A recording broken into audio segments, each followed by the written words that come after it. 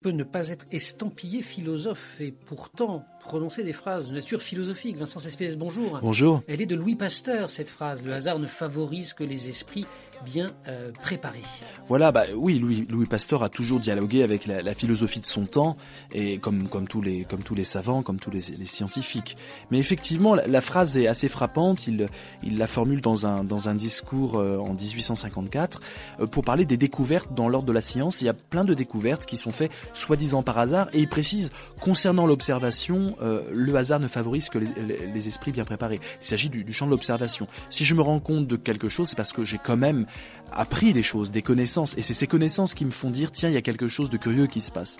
Si j'ai pas l'esprit préparé, si je n'ai pas ces connaissances préalables, je ne vois même pas le hasard intervenir. Un siècle et demi plus tard, c'est devenu très à la mode, hein. Est-ce que ça renvoie pas à la fameuse sérendipité qui serait la capacité à produire de la nouveauté, de l'innovation par le choc un petit peu du hasard, des particules élémentaires? C'est ça, c'est l'idée des découvertes, la capacité à pouvoir voyager dans la science, mais aussi dans la créativité pure, et simplement les rencontres fortuites que l'on fait peuvent conférer du sens aux objets que l'on rencontre. Voilà, c'est la puissance créatrice du hasard. Vincent Cespedes, vous proposiez aux auditeurs de France Info qui ont joué sur franceinfo.fr Jung. Quoi on pouvait penser à lui? Jung, outre le fait qu'il soit psychanalyste, Jung s'est intéressé à un concept qui est maintenant très à la mode, concept de synchronicité.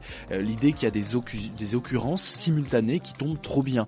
Parfois, il y a des choses qui tombent tellement bien qu'on ne peut s'empêcher d'y voir du sens, d'y mettre du sens. En fait, c'est notre regard qui confère au hasard une signification et qui nous fait dire ça ne pouvait pas se passer autrement, le hasard fait bien les choses. Conviction que vous mettez en scène dans un jeu que vous avez créé en 2011. D'ailleurs, ce week-end, on va pouvoir jouer dans la vraie vie à Paris.